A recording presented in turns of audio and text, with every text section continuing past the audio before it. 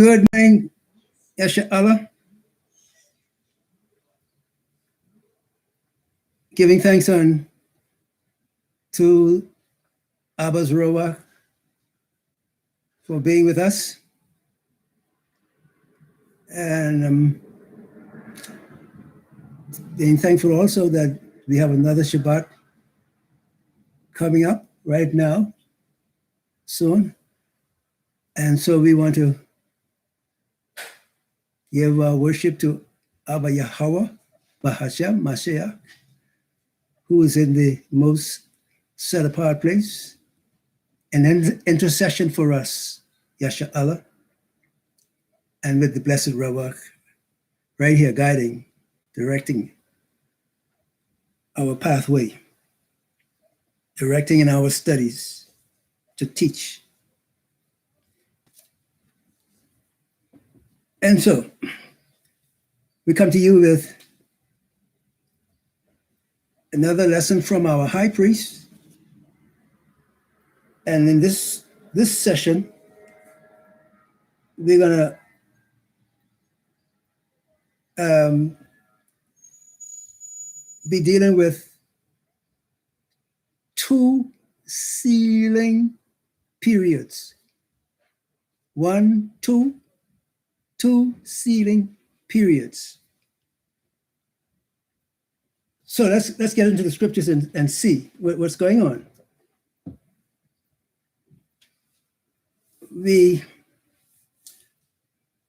Well, first of all, I want to say then, concerning this time that we're in,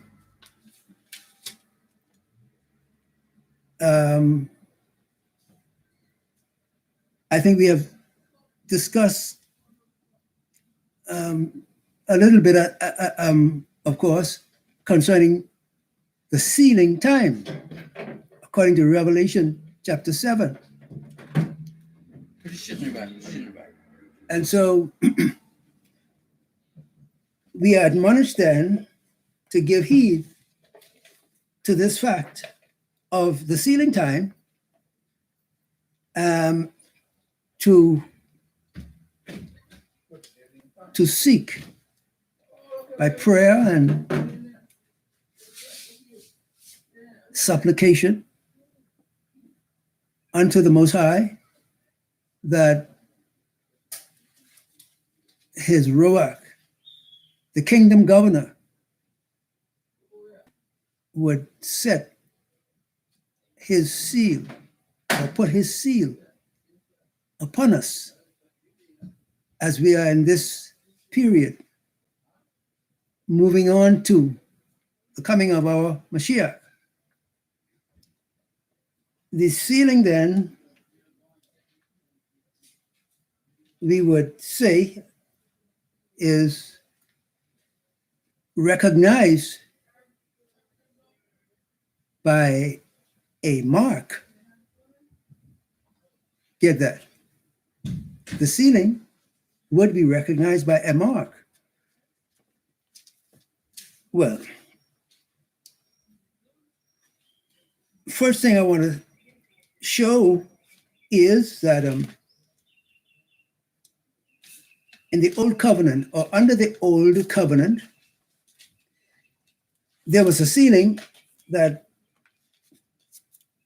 took place, a sealing time or period that happened during the time of the days of Hezek, or Ezekiel, we commonly refer to him as. In Hezek chapter 9, I think it is, Ezekiel chapter 9, there's a sealing that takes place under the Old Covenant. Now, the Old Covenant, I believe we now understand, was set or brought into being by Abba Yahweh himself, because he's the one that instituted the Torah on Mount Sinai. And so during the Old Covenant period that came under the giving of the Torah on Mount Sinai by the finger of Abba Yah himself. He wrote it on the 2 tables of stone. And then, of course, with Moshe and the elders, with Yehoshua and whoever else were, up on the mount at that time, they recorded the statute laws and other commandments, other commands that backed up the 10 laws that Abba Yah wrote with his fingers. So the statutes, laws, and whatever else we may add to that was spoken by Abba Yah and the elders, all that were attending, Yehoshua, called Joshua, and all those that were with Moshe, recorded the statute laws that went along with the 10 that Abba Yah wrote with his fingers. You got that? So, under the Old Covenant conditions, I might use that word, or dispensation is a better word. Under the Old Covenant dispensation, that was put into effect by Abba Yahweh himself on Mount Sinai when he appeared to Moshe and the 70 elders and so forth, wrote this 10 commandments with his own finger and passed it on to Moshe. Of course, Moshe break them and had to hew out two tables again that for the Most High to replace the 10 commandments, the 10 laws. And so you find that living under that dispensation, in that dispensation and under the laws that covered that dispensation, that sanctified that dispensation, if you will, there came a sealing time for the benefit of all those who were living in that period of time, from the Garden of Eden unto this time in the days of Ezekiel or Hezek. In chapter 9, we see that the Father, Abba Yahweh, commanded for a sealing exercise to be done in the nation. So there was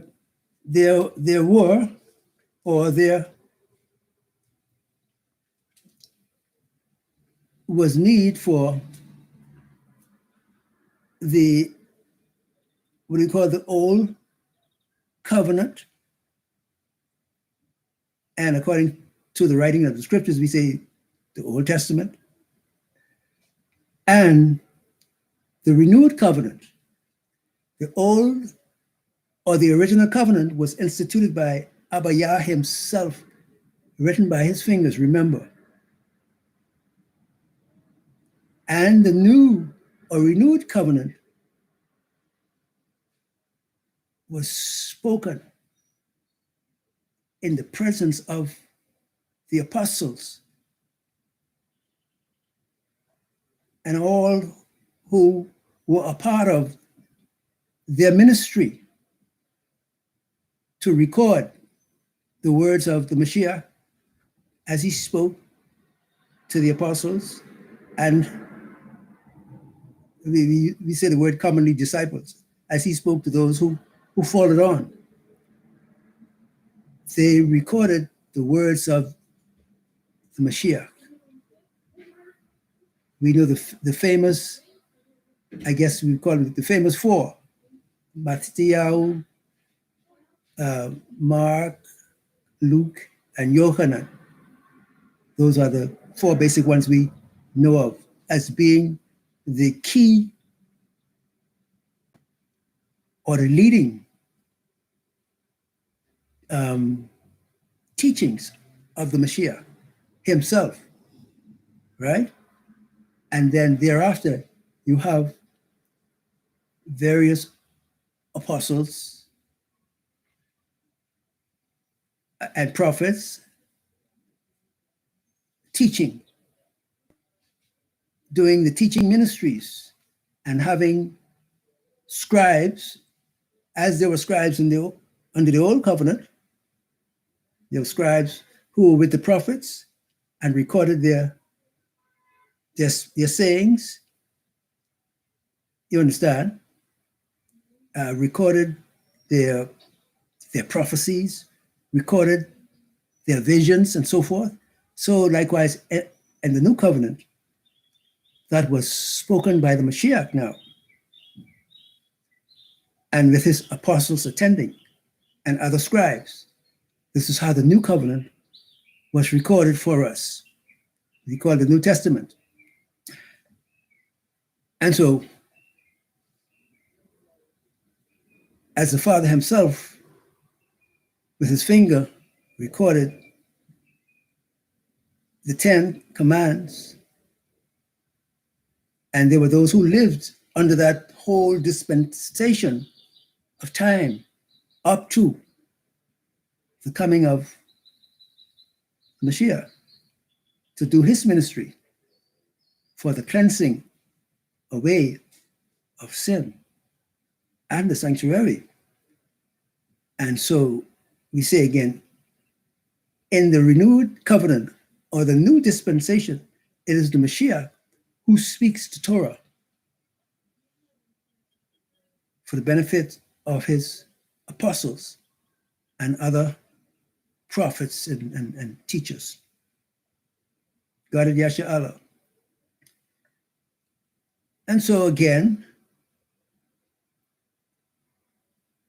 we say there was a sealing time under the old covenant. It was recorded in Hezek chapter 9.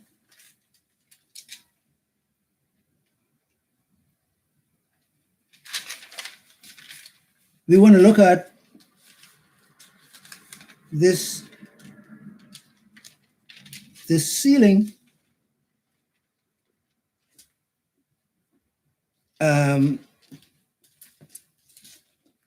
with regards to the fact that,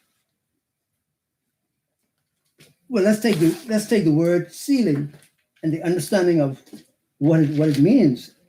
I didn't do a dictionary definition of it, but in our common way of speaking, we think of sealing something with, there are various ways we do it. We seal something.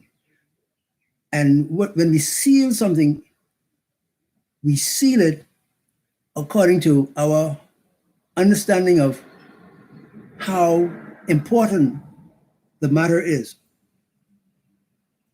If it's a document on paper or something that needs to be encased in a glass, a glass jar, a vase or something like that, and we seal it, we do different things to secure that property, right?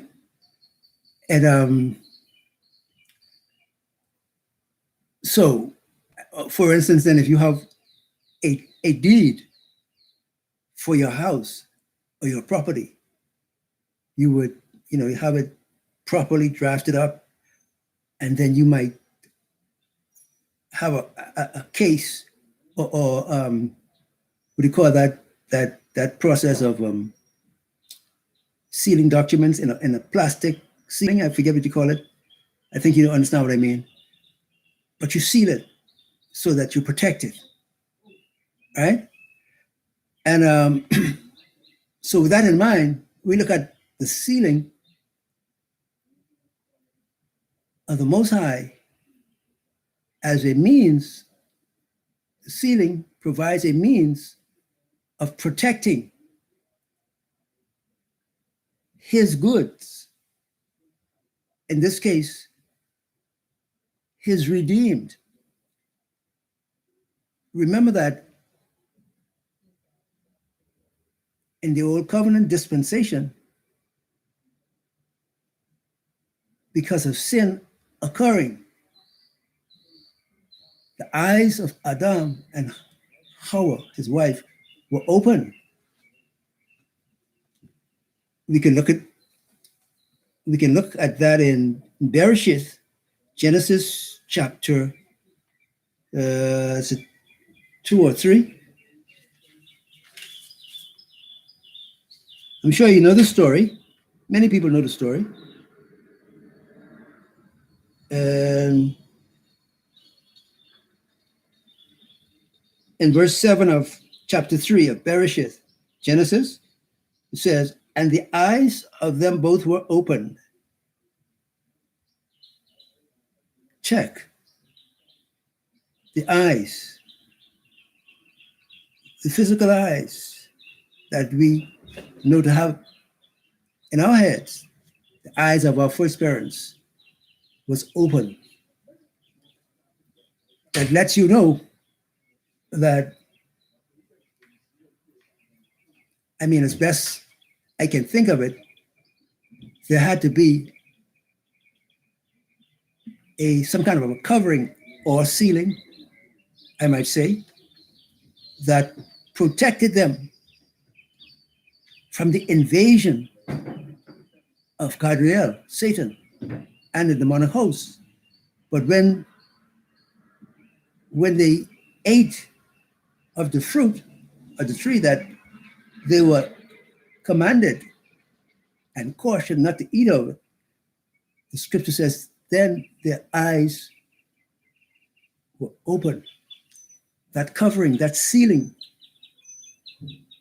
of their eyes was broken. And thus, Satan, the spirit of the dragon, was able to enter into them. And the demonic hosts had opportunity to come into their bodies and bring all sorts of affliction. And when you go through the Old Covenant period, you see the actions of the people that tells you that they were under the what you call it, they were under a condition of being invaded, of having been invaded by demonic forces. You look at, for instance, you look at someone like Nimrod, loaded with demonic spirits. But in that time, the situation was not viewed in the manner that it became known to be. And the understanding of how Satan and the demons were interacting with humans was not openly testified until the Mashiach came. And when he came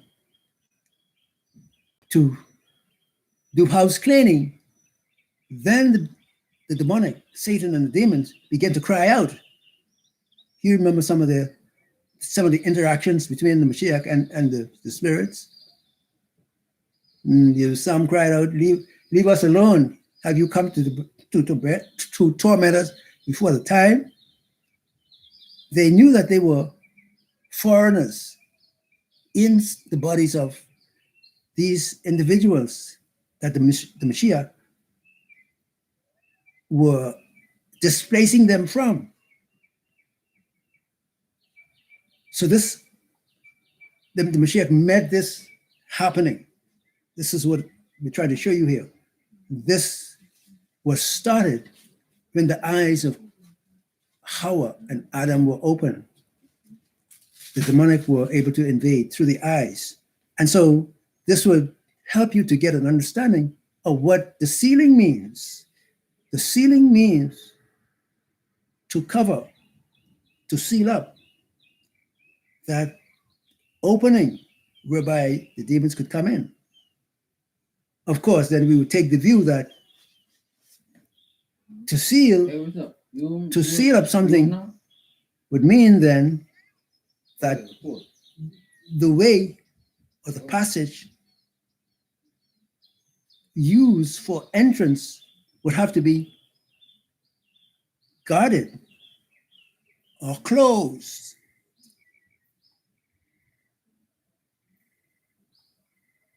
And so it was a situation in the Old Covenant or under the Old Covenant when the Most High requested for his people that lived in that dispensation of time. He requested that there be a sealing of that generation. I mean, those that were walking in the pathway of Torah, you see. The Most High required or requested that there be a sealing of those under the Old Covenant. We find that in Ezekiel 9, remember that? Ezekiel 9 and verse,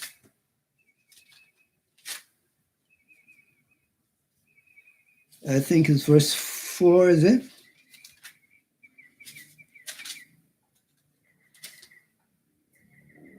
Yes, Ezekiel 9 and 4. And Yahweh said unto him, this is to Ezekiel, or pardon me, to the men that came, and they had the writer's inkhorn with them. You can check it out from Ezekiel chapter 9, and you will see where there were ministers that came with writer's inkhorn. And in verse 4, the Most High says to them, or to him, the leader, I guess, go through the midst of the city, through the midst of Jerusalem, and set a mark upon the foreheads of the men that cry and sigh for the abominations that be done. The point is that there was a sealing period where the Most High put his stamp upon his servants in that dispensation. Now, in the New Covenant period, under the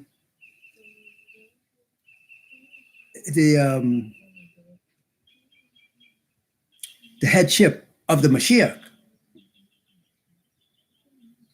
they also, in like fashion, the Mashiach says he does what he sees his Father do. And so there's a sealing time in accordance with the pattern that was set by Abba Yah himself. The Mashiach has a sealing time. Like Abba Yah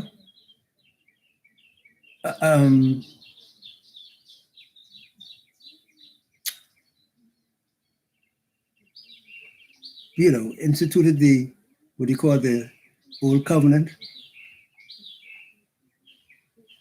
The Mashiach institutes the renewed covenant, what we call the New Testament, right? We want to see the pattern. The Mashiach does what he see his father do.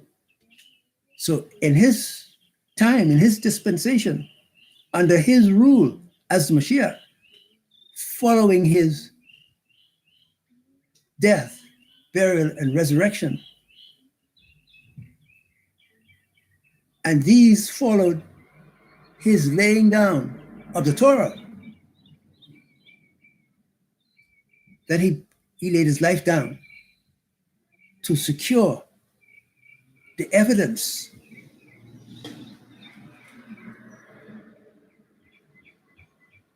because of his resurrection. And he lives to be an everlasting testimony that he did what he proposed to do. And Rome has it in their documents, in their documentation, crucified under Pontius Pilate. It cannot be erased. You see how secure the covenant is? Rome has got it documented in her archives. The Vatican has it documented, crucified under Pontius Pilate, died and was buried, rose again. It's all there.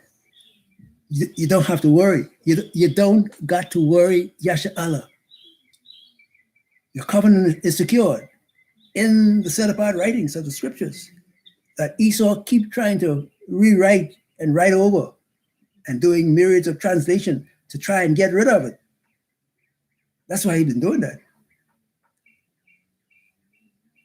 But he himself has it written, as it were, in stone in the Nicene Creed. Well, he might try to tear up the Nicene Creed now. But of course, the world knows of the Nicene Creed. That is Rome, stamp of her power to destroy the covenant. And that's why they've been raising all these issues about reparations and you know, and who to pay and who not to pay. It's already recorded. It is written in stone. And Rome has got it. In his archives. Crucified under Pontius Pilate. The death of the testator. Who wrote the laws governing his goods that he leaves to his children. It's written there. And then he rose with his death, burial, and resurrection recorded.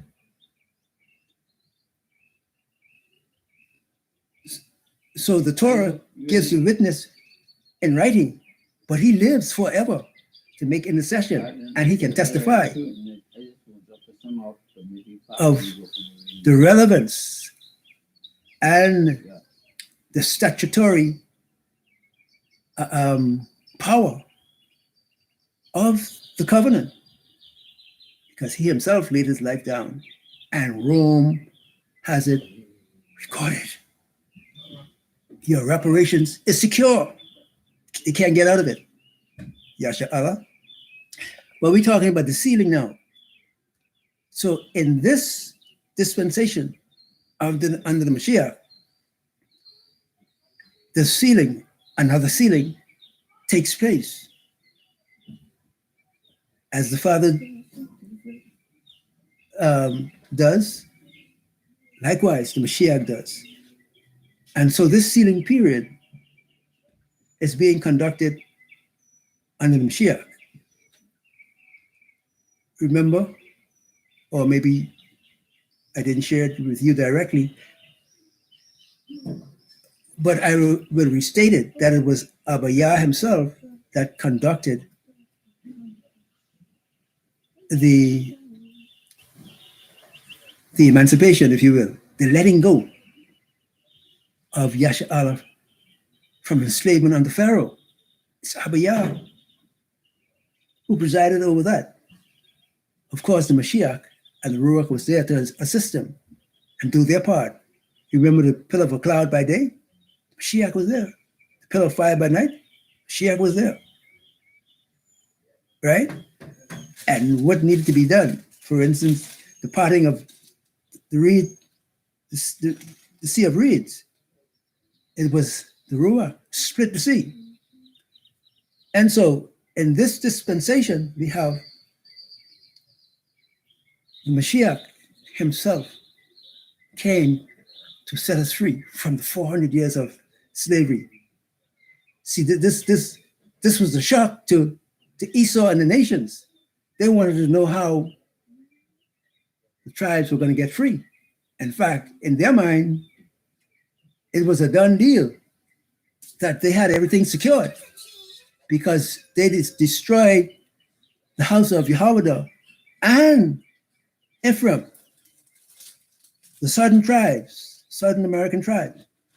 They destroyed them so bad. All of us was destroyed so badly, physically, that it was,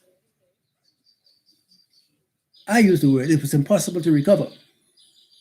They made sure that you would be unfit to recover from that slavery exercise. I guarantee you it. And I can go into it and show you some things that you probably didn't recognize. So they were confident that you couldn't come back from that. It took resurrection power to bring you out of this enslavement period that happened. So it was a complete shock to Edom and Rome, where they scattered all over the earth. Edom, complete shock. They were, in their minds, there was no way for us to arise out of that 400 years of enslavement because of the brutality they did to us. And they were correct, physically speaking and humanly speaking, they were correct. I guarantee you they were correct. But it was resurrection power that raised us up. Like as Mashiach was raised from the dead by the esteem of the Father, so also we rise to walk in newness of life. This is the Torah. This is the scripture. This is the power of Al-Hayam unto salvation. And so again, the Torah of the new covenant required a sealing of the goods, the document that spells out what comprises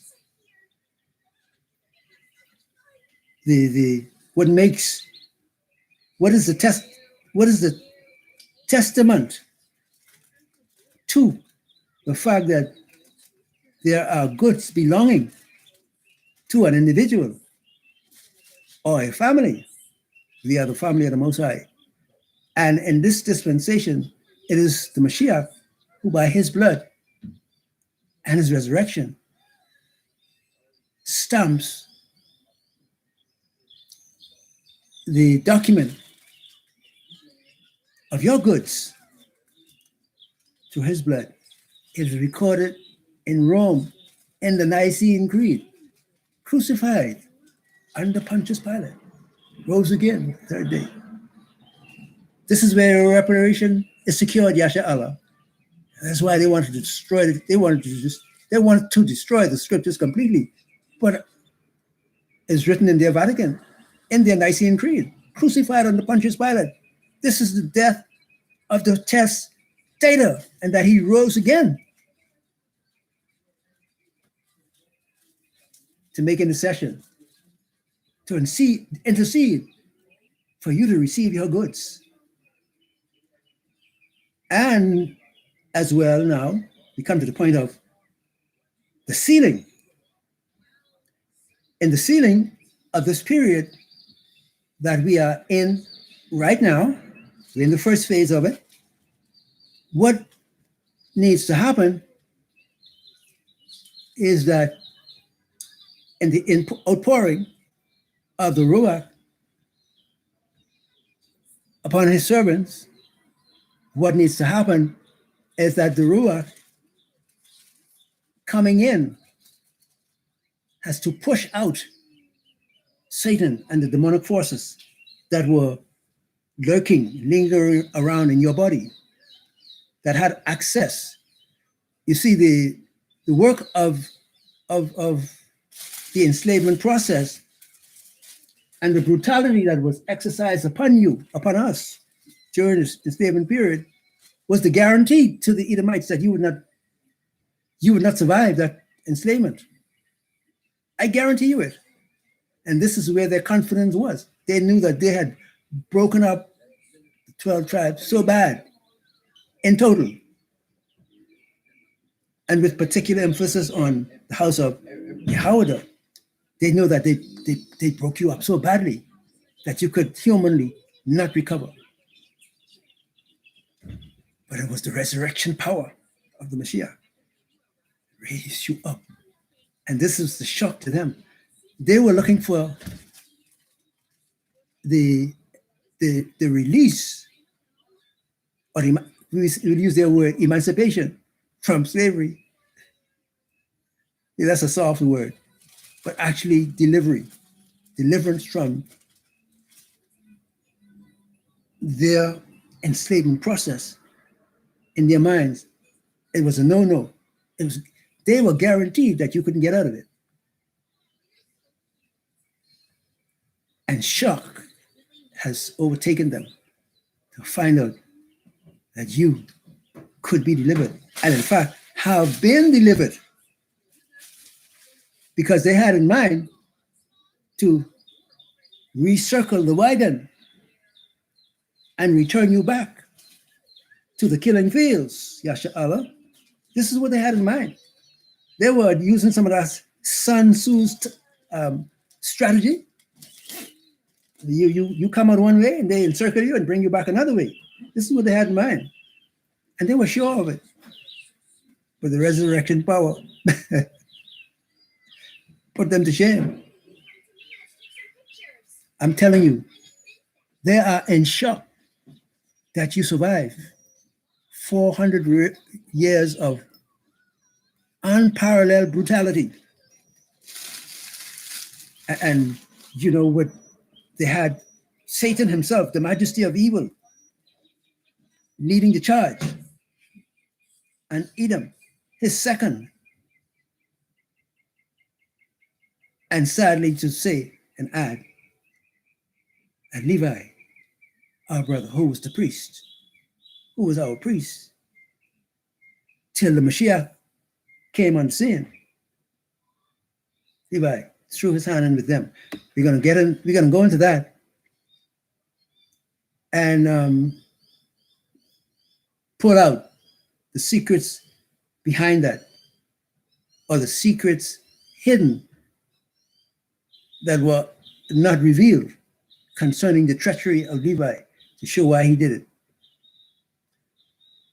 But the sealing that we are in now means that once we receive the gift of the Ruach now, the healer that would come in, and once he pushes out those demonic forces that were troubling us for all those years until now, once he pushes them out, he seals the entrance, those eyes, he seals those entrances that they cannot come back in anymore for eternity. That's the beauty of the sealing. And that is what is happening now.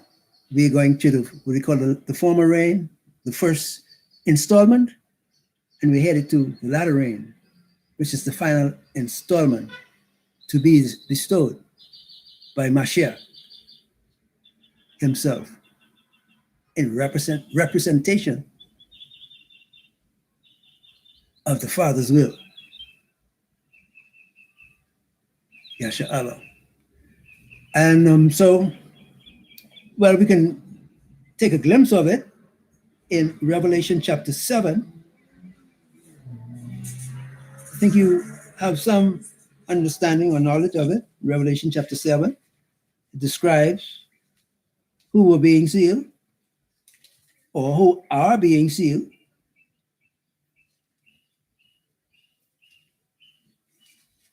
And this is what the what do you call the former or latter rain is all about? Sealing the tribes, the 12 tribes, Yasha Allah. Revelation chapter 7.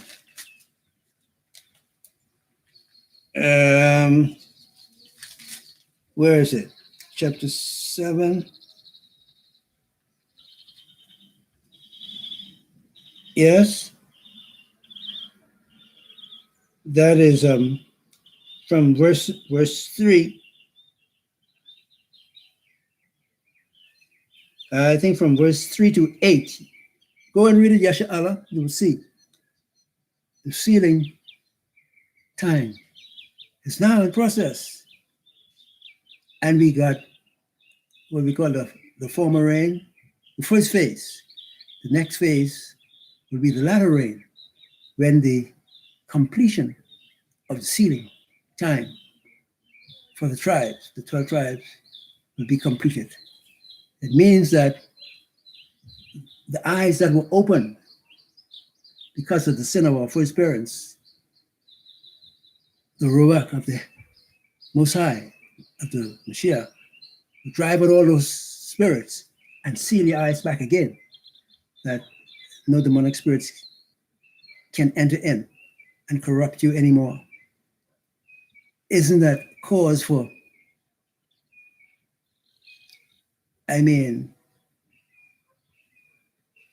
gladness, happiness, cause for being filled with confidence that the Most High is your salvation. And through the Mashiach, He is securing you now in this sealing period. Let's do our duty, Yasha Allah. Let's be consecrated to the world. We're almost home. Bless you, Yasha Allah, in the name of Father, of His Son, and of His Ruach. So pleasant Shabbat to everyone. Let's have some fun with our Mashiach and the Father in the Ruach. Bless you, Yasha Allah. Until next time.